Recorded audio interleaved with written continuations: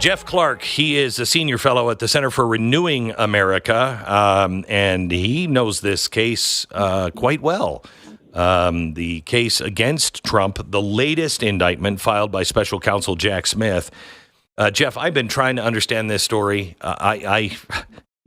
It's very complex. Can you just break it down for dummies like me?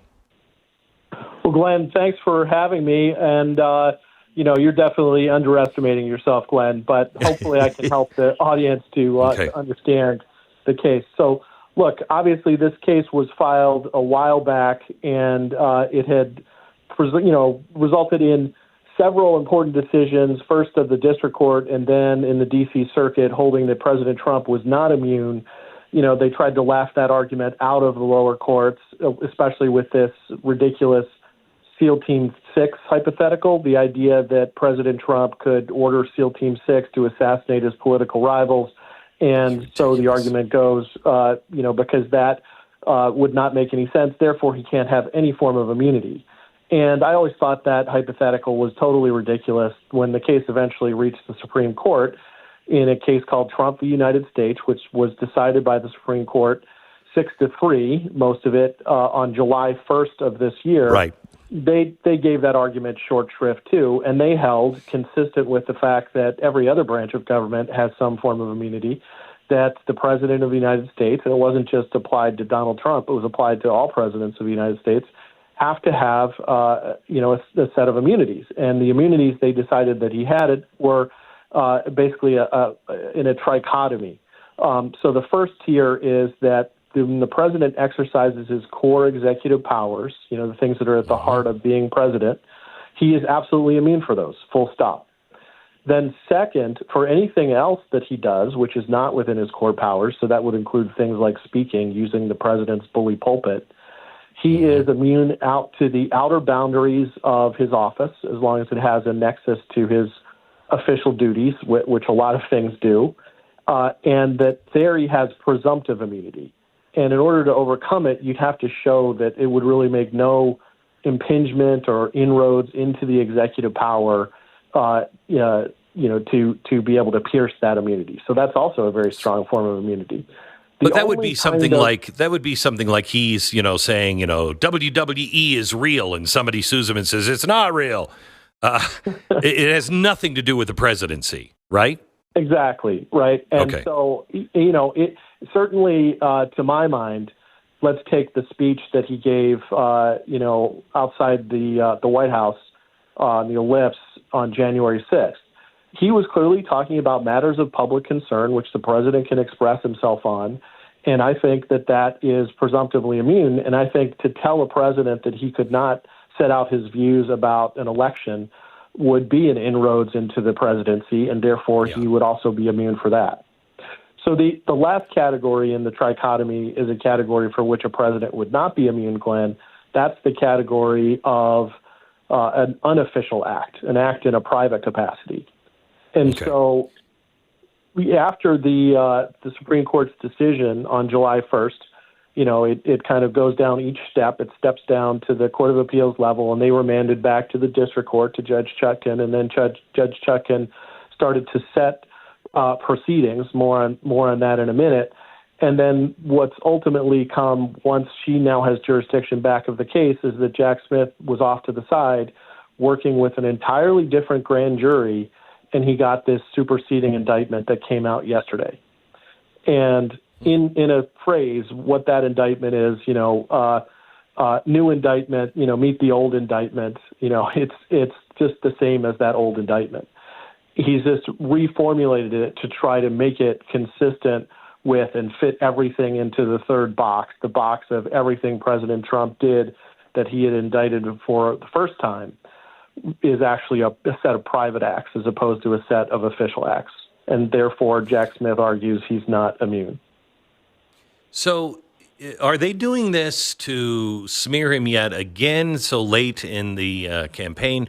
Or is this a plan just in case he wins? They think this will keep him out of office?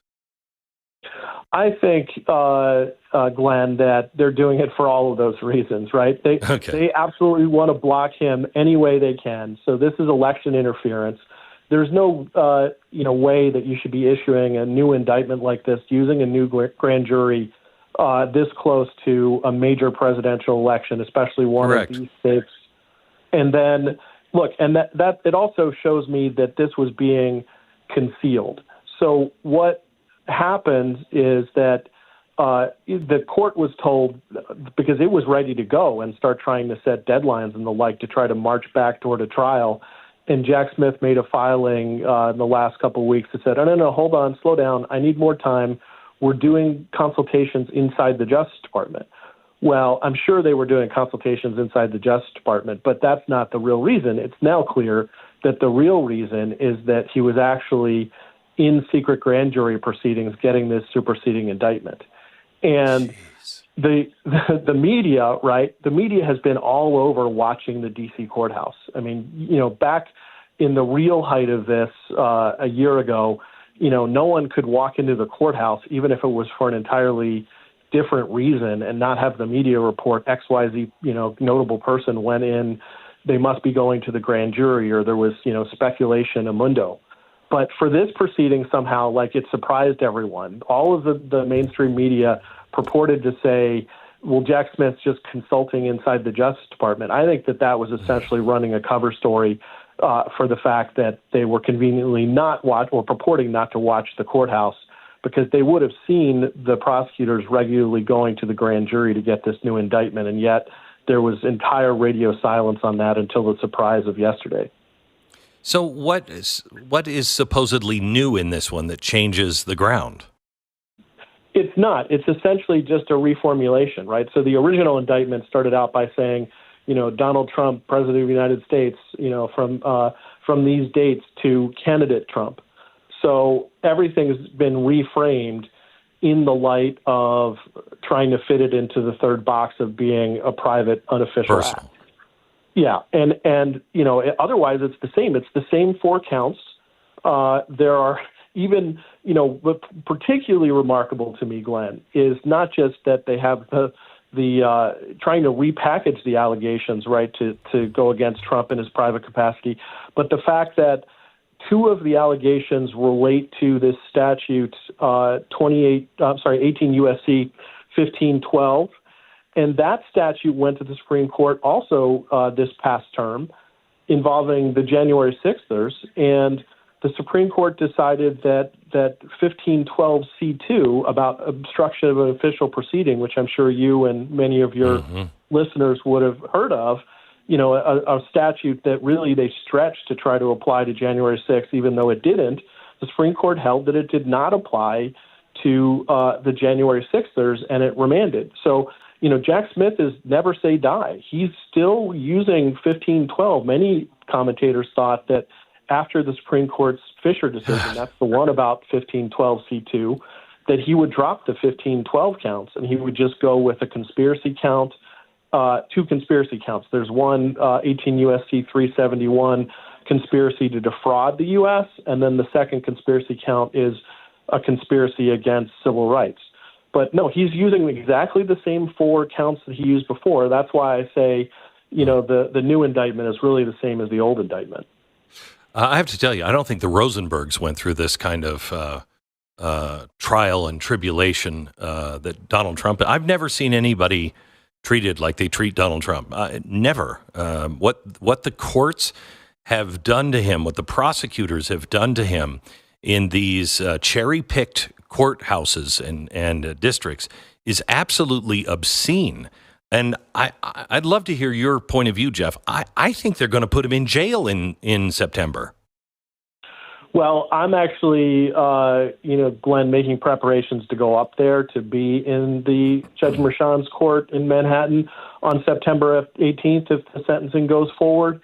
Look, 2 days before that time, on September 16th, Judge Merchan is supposed to issue his decision about whether the Supreme Court's immunity decision, Trump v. U.S., that I've been talking about, whether that essentially requires a new trial to be granted. And I don't see how it couldn't possibly, you could come to any other conclusion than the fact that it requires a new trial, because the President Trump is immune for his official acts, and there's even, in addition to the 3 tiers of immunity I described to you, the Supreme Court created a new exclusionary rule and said that internal deliberations inside the executive branch are protected and they cannot be presented in court as evidence against the president.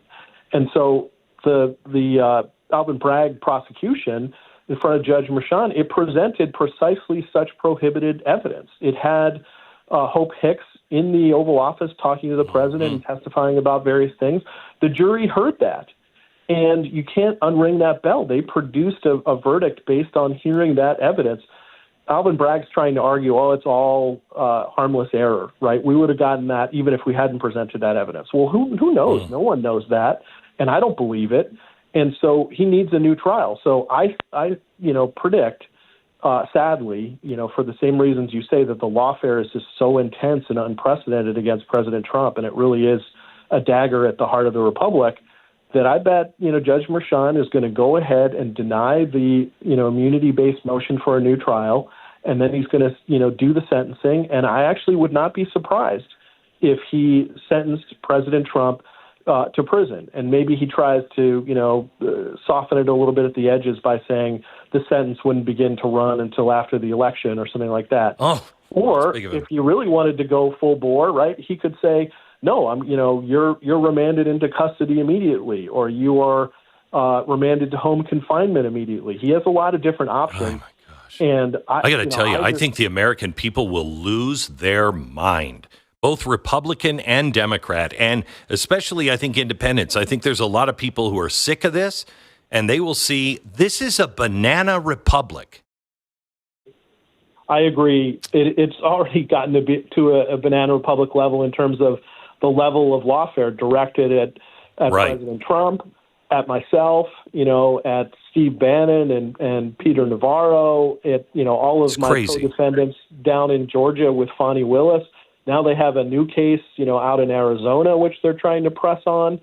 It's relentless. It really is something that is trying to criminalize politics and criminalize the ordinary operations of law enforcement, and pretend that because Donald Trump was the chief executive of the United States, that he's some, unprecedented threat that requires a level of treatment that no one's ever gotten before in the history of our country. Just take, Glenn, the Mar-a-Lago raid, right? What did they do with Vice President Pence and President Biden? They negotiated an agreement to go and search through their homes, right?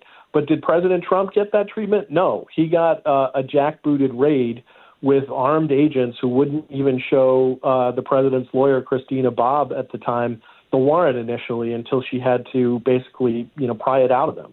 From the Center for Renewing America, he's a senior fellow there. Also, former U.S. DOJ Assistant Attorney General Jeff Clark is with us.